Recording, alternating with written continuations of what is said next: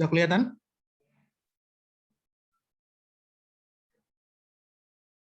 Kelihatan nggak? Dokter, sudah kelihatan, dokter. Judulnya pemasangan dan pencabutan implan KB, dok. Innal hamdalillah nahmaduhu wa nasta'inuhu wa nastaghfiruh wa na'udzu billahi min syururi anfusina wa min sayyiati a'malina. May yahdihillahu fala mudilla lahu wa may yudlil fala hadiyalah. Asyhadu an la ilaha illallah wahdahu la syarika lah wa asyhadu anna Muhammadan abduhu wa rasuluh la nabiyya ba'dah. Ya ayyuhalladzina amanu taqullaha wa Ya ayyuhalladzina amanu taqullaha wa qulu qawlan sadida yuslih lakum a'malakum wa yaghfir lakum dzunubakum. Wa may yuti'illaha wa rasulahu faqad faza fawzan 'azima. Fa innal asdaqal hadithi kitabullah wa khairu huda Muhammadin sallallahu alaihi wasallam wa syarrul umuri muhdatsatuha wa kullu bid'atin dhalalah. Baiklah adik-adik, pada hari ini kita akan belajar mengenai pemasangan dan pencabutan implan KB. Ya, jadi ini merupakan salah satu keterampilan yang harus kalian kuasai sebagai dokter umum karena tingkat kompetensinya adalah 4. Kita harus bisa melakukan pemasangan ini, ya. Jadi pemasangan implan, kemudian pencabutannya kita sebagai dokter umum harus bisa. Nah, jadi kita akan jelaskan tentang sedikit teori mengenai implan KB, kemudian juga dengan cara-cara bagaimana prosedur untuk pemasangannya, ya. Jadi pemasangan dan pencabutan implan ini di standar kedokteran, standar kompetensi dokter Indonesia itu level kompetensinya 4, sehingga kalian harus bisa, ya. Nah, setelah melakukan clinical skill ini, kalian diharapkan mampu mempersiapkan pemasangan implan, apa saja alat-alat yang diperlukan, kemudian bagaimana persiapan pasiennya, bagaimana persiapan kita sebagai operatornya, ya. Nah, kemudian kita mampu melakukan prosedur pemasangan implan, kemudian kita juga mampu menempatkan kembali alat-alat setelah dipakai, ya, karena alat-alat yang sudah dipakai tersebut juga harus dilakukan perawatan, ya, yang tepat. Kemudian pencabutan implan, kalian harus bisa mempersiapkan apa saja yang diperlukan untuk melakukan pencabutan implan. Kemudian kalian diharapkan mampu melaksanakan pencabutan implan. Nah, ini alat-alat dan bahan-bahan, ya, yang kita butuhkan untuk pemasangan implan KB itu satu set alat implan, ya. Nah, ini biasanya kita beli, ini harganya 150 sampai 200.000, ya. Dia punya klem, ya. Kemudian ada ini bisturi, pisau. Kemudian ada ini gagangnya, ya. Bisa bedahnya. Kemudian ada klem, ya. Kemudian ada trokar, ini trokarnya nih, trokar. Ya, kemudian ada klem U, ini klem U bentuknya seperti ini. Kemudian ada klem kocher juga, ya. Nah, kemudian kita juga memerlukan duk steril. Jadi untuk pemasangan kita memerlukan duk steril. Ya, ini adalah untuk mempersempit lapangan operasi kita. Jadi kita fokus di sini, kemudian area ini menjadi bersih. Ya, jadi kita lakukan sterilisasi dengan penggunaan duk steril ini. Nah, ini akan mempersempit area operasi. Kemudian kasa steril, ya. Kemudian diperlukan lidokain, perban.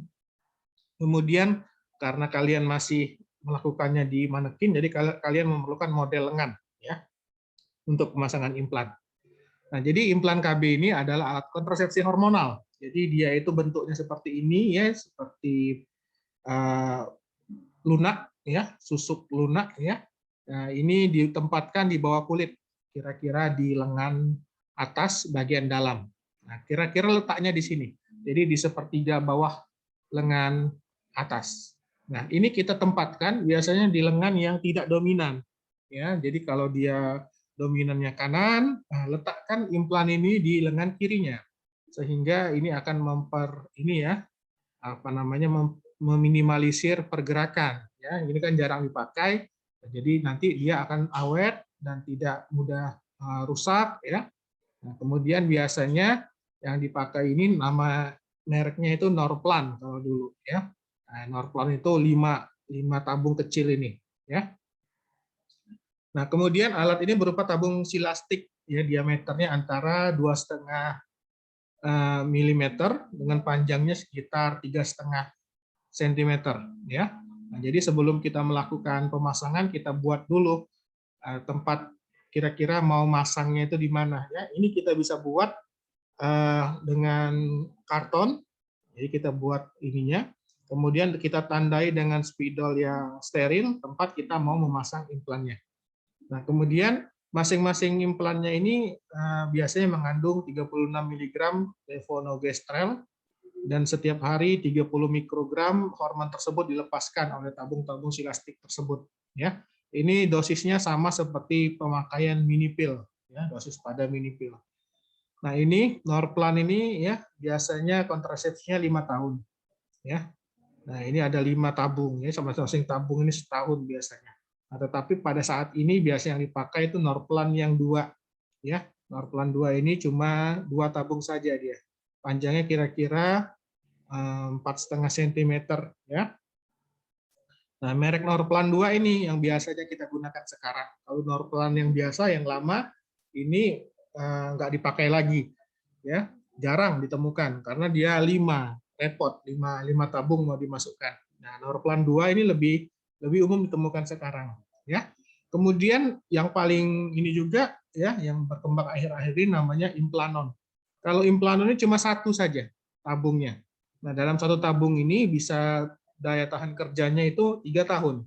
Jadi dia pelan-pelan akan melepaskan hormon ya setiap harinya sehingga dia akan mencegah terjadinya fertilisasi ya dan ovulasi ya. Nah, jadi ini aktif selama 3 tahun yang Implanon ini. Ada juga yang cuma setahun ya namanya Capronor. Nah, Capronor ini namanya implan yang dipakai untuk tahunan, jadi setahun sekali. Kalau tidak perlu diganti, ya. Kalau dia mau melanjutkan, dipasang lagi. Tergantung pilihan pasien, mau yang 3 tahun, mau yang 5 tahun, atau yang 1 tahun. Ya. Nah, kemudian implan ini ya merupakan alat kontrasepsi yang cukup efektif. Jadi angka efektivitasnya mencapai 99%. Ya. Jadi lebih tinggi daripada kondom ya, lebih tinggi daripada pil ya. Nah, tapi masih di bawah daripada IUD. IUD itu yang paling tinggi ya, 99,6%. Nah, kalau yang ini implan ini 99% saja. Bedanya 0,6% saja dengan IUD ya. Jadi ini kalau dia tidak mau dipasang IUD, pasiennya jadi dipasang implan. Nah, implan ini sudah tersedia di pasaran dan sarana kesehatan.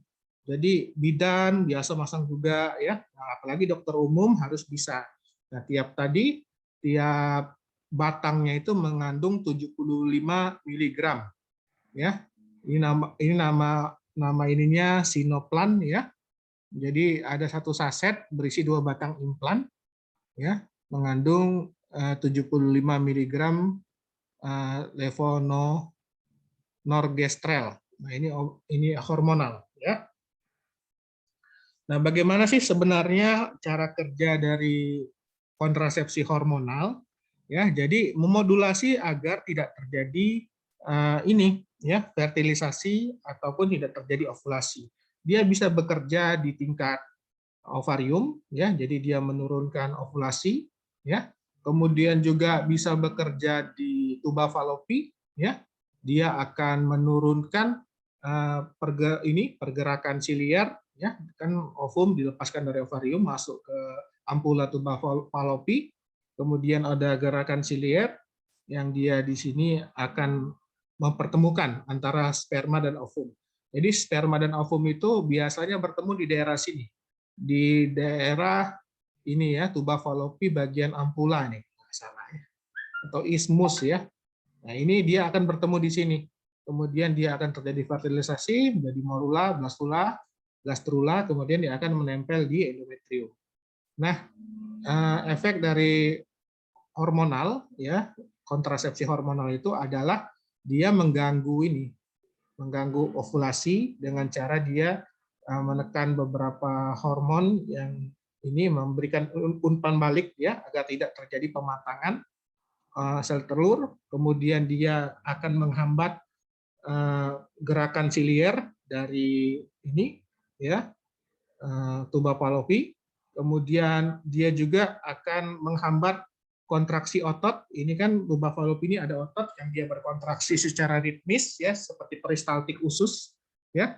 Kemudian dia akan mencegah terjadinya interaksi antara ovum dan sperma di tuba ya, pada jaringan tuba. Nah, kemudian selain itu juga dia mengganggu di endometrium. Di endometrium ini merupakan tempat bertanamnya blastokista ya. Blastokista itu memerlukan endometrium yang baik ya, yang kaya akan pembuluh darah.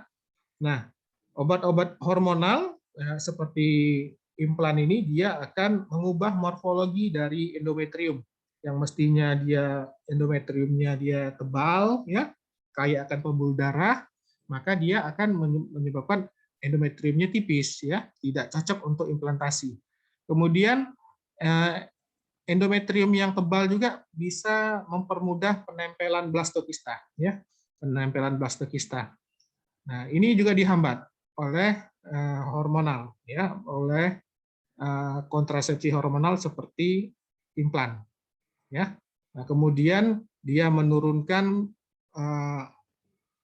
perkembangan desidua basalis ya, yaitu pembuluh darah ini ditekan pertumbuhannya. Nah, kemudian hormonal juga ya, yang kontrasepsi hormonal juga menghasilkan peningkatan produksi mukus dari serviks ya. Jadi mukusnya itu akan diproduksi lebih kental ya. Nah, sehingga menyulitkan sperma untuk masuk ke dalam saluran tuba fallopi ya. Jadi dia akan menimbulkan suatu mukus yang kental ya, dia akan meningkatkan produksi mukus pada bagian serviks sehingga sperma akan dihalangi untuk bertemu dengan ovum ya. Nah, ini ya bagaimana kontrasepsi itu bekerja. Jadi site of action-nya itu bisa di ovariumnya. Jadi kontrasepsi hormonal seperti kontrasepsi oral ya, itu menghambat di sini ya, menghambat terjadinya ovulasi ya. Bisa itu kontrasepsi oral ya, atau hormonal vagina ring ya, atau kontrasepsi emergensi. Nah, kemudian selain di ovarium ya, dia juga menghambat di tuba fallopi ya, tadi menghambat peristaltik dan gerakan siliar dari tuba. Kemudian mereka akan menyebabkan penebalan dari mukosa serviks ya, ini hormonal, dia seperti implan, kemudian suntikan ya, kemudian pil ya. Nah, kemudian cara kontrasepsi yang barier itu adalah menggunakan kondom laki-laki maupun perempuan. Ini mencegah sperma itu masuk ke dalam saluran kelamin perempuan ya. Ini adalah cara kerja secara umum dari kontrasepsi. Nah, indikasi pemasangan susuk tadi, KB tadi adalah untuk yang memperjarang kehamilan ya. Dan ada kontraindikasi yang tidak boleh dilakukan pemasangan susuk KB ini ya. Yaitu antara lain adalah dicurigai adanya kehamilan, jelas kehamilan itu akan terganggu dengan pemasangan susuk KB ini ya. Kemudian penyakit hati yang akut seperti hepatitis akut ya, atau penyakit-penyakit hepar yang lain, ini akan menyebabkan perpanjangan ya dari efeknya bisa berlebih karena dia di metabolisme di hepar ya. Kemudian ikterus ini menandakan adanya hepatitis, pendarahan uterus abnormal yang tidak diketahui. Ini dapat memperparah ya pendarahan uterus abnormal. Jadi apabila dipasang kontrasepsi ini susuk ini, maka dia akan memperparah pendarahan uterus abnormal. Kemudian penyakit tromboembolik atau tromboplebitis. Nah, ini penyakit pada pembuluh darah vena ya, yang terdapat di lengan. Nah, jadi apabila lengannya ada penyakit tromboplebitis ya, ini kontraindikasi untuk dipasang di lengan. Kemudian penyakit vaskuler otak dan kelainan pembuluh darah koroner jantung. Nah, ini kalau ada riwayat seperti ini dia dikontraindikasikan, ya.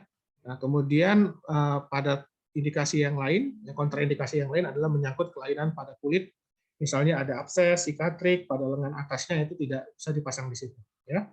Nah, waktu pemasangan yang terbaik itu dapat dilakukan 5 sampai 7 hari selesai menstruasi. Ya, jadi 5 sampai 7 hari selesai menstruasi, ya. Kemudian pasca persalinan, ya. Ya, kemudian pasca keguguran dalam 7 hari pertama, atau yang sedang menyusui bayi secara eksklusif, ya pasang dari pekan ke-6 pasca persalinan, ya, atau 6 bulan pasca persalinan. Jadi waktu pemasangannya ini jadi diatur waktunya, ya, agar jangan sampai ini dulu, ya, hamil dulu baru dipasang. Jadi sebelum terjadinya kehamilan.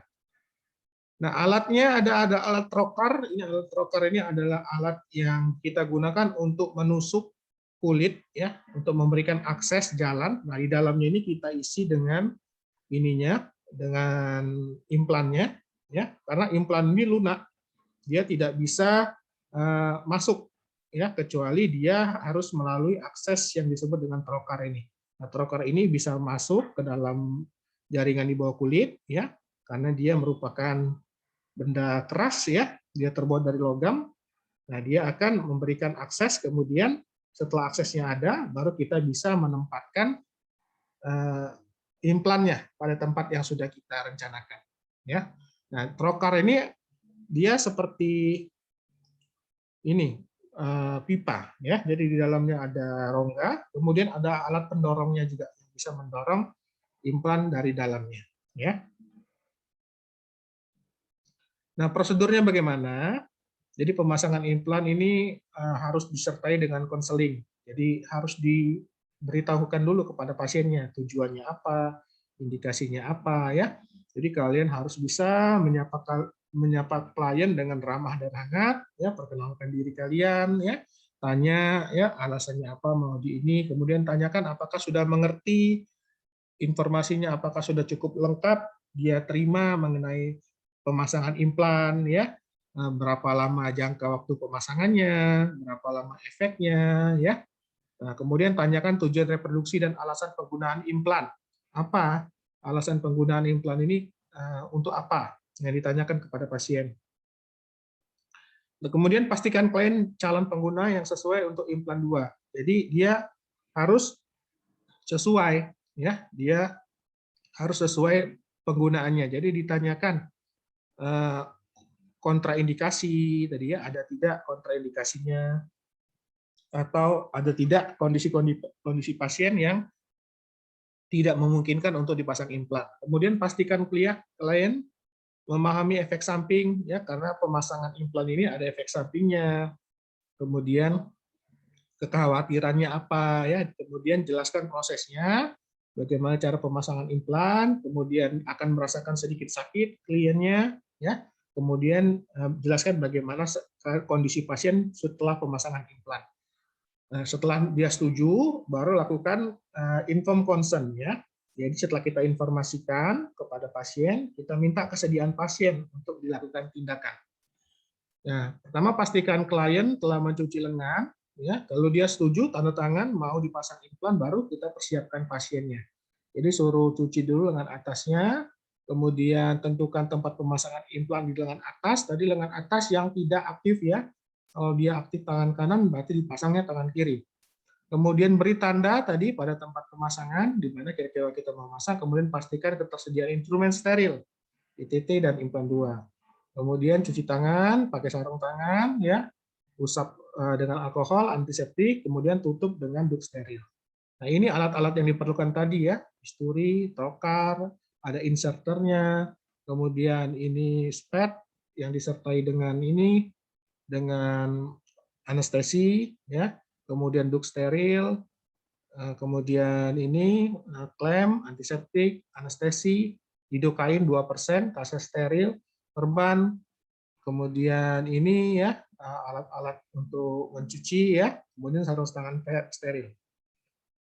Nah, yang pertama kita lakukan suntikan anestesi lokal dulu secara intrakutan. Jadi kita berikan dosis kira-kira 2 cc dari ini 2 cc dari lidokain ya di tempat yang sudah kita tentukan. Kemudian lanjutkan dengan anestesi subdermal. Nah, kemudian nanti kita akan insisi dulu ya. Nah, jadi dilakukan anestesi dulu di sini ya, tempat yang kita pasang. Kita sudah tentukan dulu nanti tadi ya, berapa yang mau kita pasang, kemudian sudah kita perkirakan di gambar ya.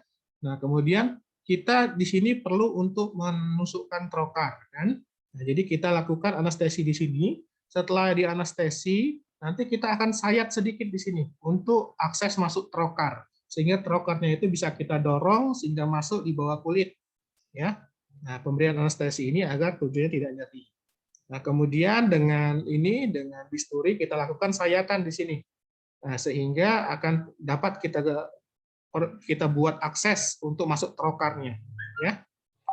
Nah, insisi disarankan sudutnya 45 derajat. Nah, kemudian kita masukkan trokar. Setelah anestesinya berjalan, masukkan trokarnya ke dalam ini ya, di bawah kulit sampai dengan ini batasnya ini. Nah, kita kasih batas trokarnya itu ya. Jadi ini kita kasih batas bawah trokar. Nah, setelah dia sampai batas bawah itu berarti posisi kapsulnya itu sudah ini trokarnya kan masuk dari sini, kemudian ujungnya akan sampai di sini tempat yang kita tentukan tadi. Nah, sedangkan batas bawahnya itu akan berada di luka insisi ya, di luka insisi yang di awal. Nah, kemudian setelah itu tepat baru kita lakukan pendorongan ya, didorong inserternya, kemudian trokarnya tarik ya. Jadi kemudian setelah kita dorong, ada bagian dari implan yang keluar, ini kita tekan sedikit implannya ya. Nah, dengan perlahan-lahan kita tarik trokarnya ya, kemudian implannya kita tahan dengan tangan agar dia ini ya mudah ditarik keluar. Nah, kalau dia agak susah boleh sedikit diputar-putar trokarnya itu ya. Jadi implannya itu akan tertinggal di sini ya. Nah, ini kan ada 2 batas tadi ya. Batas yang bawah ini batas atasnya. Nah, jadi nanti implannya keluar dari sini. Nah, ini kita harus tusuk sampai batas bawahnya ini ya. Ini berarti dia ujung dari trokarnya sudah nyampe sini ya. Kemudian dorong sedikit keluar implannya, kemudian implannya ditekan pakai jari ya sambil trokarnya ditarik, pendorongnya didorong ya, seperti kita menyuntik SPED itu ya. Bedanya yang kita suntikkan kalau di SPED itu kan cairan. Nah, ini yang kita dorong ini adalah benda implan ya. Nah, kemudian setelah itu dicek apakah implannya itu sudah masuk ya. Jadi dicek dulu ini implannya nih ya. Nah, dicek kayak gini, tapi implannya kan sudah di dalam. Nah, dicek dulu ini apakah implannya sudah terpasang dengan benar ya. Jadi ada 2 ujung di sini sama ujung di sini, kemudian panjangnya sesuai. Jadi tidak ada bagian implan yang terputus ya. Sudah sesuai semua, baru kemudian kita akan lakukan penutupan ya, luka ya. Kalau kita tadi membuat irisannya kecil 1 cm cuma irisannya itu nggak perlu dijahit ya. Jadi ditutup saja lukanya. Tetapi kalau dia irisannya besar lebih dari 2 cm itu perlu 1 jahitan. Nah, kemudian setelah ditutup dengan kaset steril dilakukan bedah tekan agar tidak terjadi pendarahan. Ya. Nah, pasca pemasangan dekatkan ujung-ujung insisi kemudian tutup dengan band-aid ya. Nah, kemudian lakukan dekontaminasi ya. Alat-alatnya direndam dengan cairan antiseptik. Kemudian buang peralatan habis pakai yang sudah tidak terpakai lagi, lepaskan sarung tangan. Ya, kemudian cuci dan keringkan tangan petugas dan konseling secara pasca pemasangan. Dikasih tahu apa saja yang perlu dilakukan oleh pasien untuk menjaga agar implannya itu tetap utuh ya, tidak rusak ya. Nah, kemudian jelaskan pada pasien cara melawat luka ya, bagaimana cara melawat lukanya agar tidak terjadi infeksi. Jelaskan bahwa kalian dapat datang ke klinik untuk konsultasi, kontrol atau mencabut implan. Ya, kemudian pasien disuruh duduk dulu selama 5 menit. Kalau tidak ada keluhan, boleh dia pulang. Ya. Nah, kemudian bagaimana kalau mencabut implan? Ya, nah, mencabut implan ini atas indikasi dari keinginan pasien biasanya. Jadi kita tanyakan alasan pasien mencabut implannya itu kenapa? Apakah dia sudah tidak mau ber-KB lagi atau seperti apa? Ya, jelaskan rencana prosesnya bagaimana, ya, mau dipasang ulang atau tidak, ya. Nah, kemudian tindakan pencabutan implan ini pertama pastikan pasien telah cuci tangan sama seperti tadi, kemudian kita juga melakukan cuci tangan dan melakukan sterilisasi, pasang book steril. Kemudian teknik pencabutan kapsul ini adalah dengan teknik dorong dan jepit, ya. Jadi sama seperti tadi kita buat suntikan anestesi intrakutan dan subdermal di bawah kapsul. Ya, jadi kapsulnya itu berbeda dengan pemasangan ya. Kalau pemasangan tadi kita agak jauh dari ininya ya. Nah, kalau ini untuk pelepasan ya, untuk pelepasan implan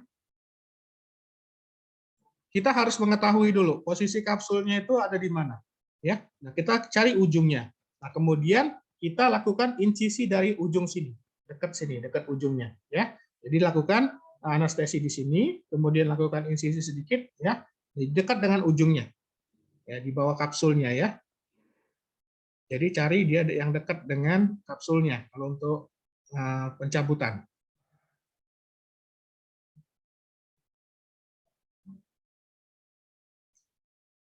Nah, kemudian setelah kita melakukan insisi, dorong kapsul ke lukas insisi dan jepit dengan ujung kaudal dari klem lengkung. Ya, jadi setelah kita lakukan insisi, kapsulnya itu kita dorong agar dia kelihatan ya, atau dia terdorong sehingga dia bisa kita akses ya. Kemudian bersihkan ujung kapsul, bebaskan dari jaringan ikat sehingga dapat dijepit dengan pinset atau pin ya, kemudian keluarkan kapsul dari lapisan subdermal dan letakkan di dalam wadah yang tersedia. Lakukan langkah yang sama untuk pencabutan kapsul yang kedua ya. Nah, jadi tempat insisinya itu lokasinya ini ya, dekat di bawah dari kapsul. Ini kalau yang model lama ada 5 ini ya, kebanyakan ya, 5 implan.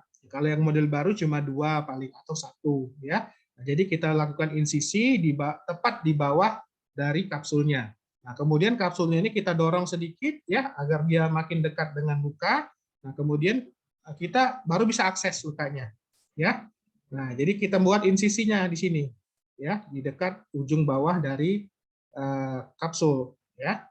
Nah, kemudian kita dorong pakai jari kita sehingga ujung kapsulnya itu bisa kita akses dengan pinset. Nah, setelah itu ujung kapsulnya kita jepit ya. Nah, sambil didorong ini sambil kita tarik ya dengan klem lengkung ya. Nah, kemudian kalau ada jaringan parut, ini kita lakukan pemotongan jaringan parut secara tumpul. Jadi kalau ada jaringan parut atau jaringan luka ya sikatrik ya kita potong sedikit ya jaringan parutnya. Jadi dilakukan secara tumpul. Jadi bukan dengan gunting, jaringan parutnya dipotong, tapi dengan klem ya. Jadi dengan klem, bukan dengan gunting. Kalau dengan gunting tajam. Ini kita lakukan pembebasan jaringan parut dengan cara tumpul ya. Jadi dengan klem. Nah, kemudian itu tadi teknik yang ini, yang dorong jepit ya. Gampang ya. Nah, kemudian yang kedua adalah teknik hand pop out ya. Jadi suntikan anestesi sebanyak 0,3 cc intrakutan. Kemudian setelah dia merasakan anestesi, dorong kapsul hingga mencuat dari luka insisi dan jepit ujung kaudal dengan klem mosquito. Ya, tarik kapsul keluar dari luka insisi, kemudian bersihkan jepit ujung kapsul sehingga dapat dijepit. Ya, kemudian tarik ujung kapsul untuk mengeluarkan lapisan subdermal dan lakukan langkah pencabutan yang kedua. Nah, ya.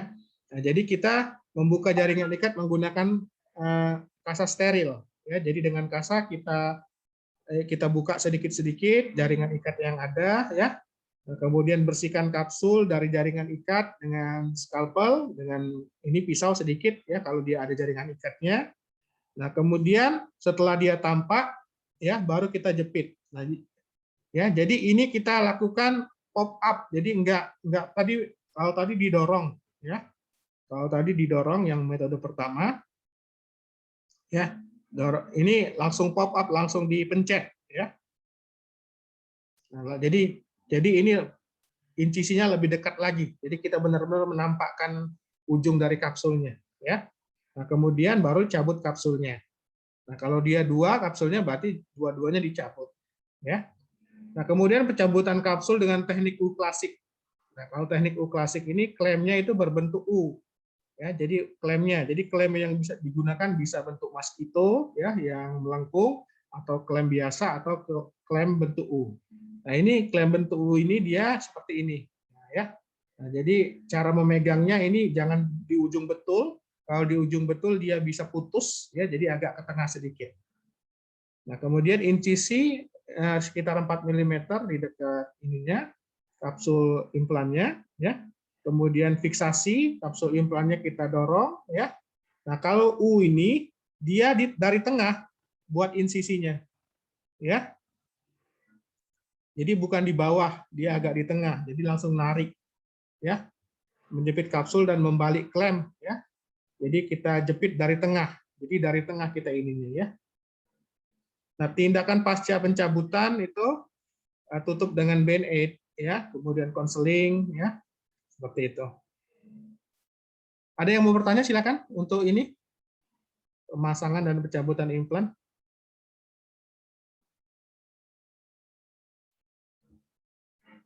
Mudah-mudahan jelas.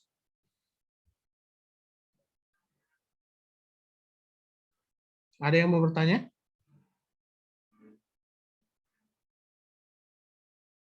Jelas ya. Nah, nanti kalian buat videonya pakai model lengan yang kalian buat. Jadi model lengannya itu ada kira-kira 2 lapisan ya, kalian buat ya. Lapisan pertama itu untuk lapisan di bawah kulitnya, lapisan kedua itu lapisan kulit. Nah, jadi kalian akan mendorong implannya itu di antara kedua lapisan itu. Jadi ibaratnya di lapisan bawah kulit subdermal, ya. Jadi tolong dirancang model lengannya yang seperti itu.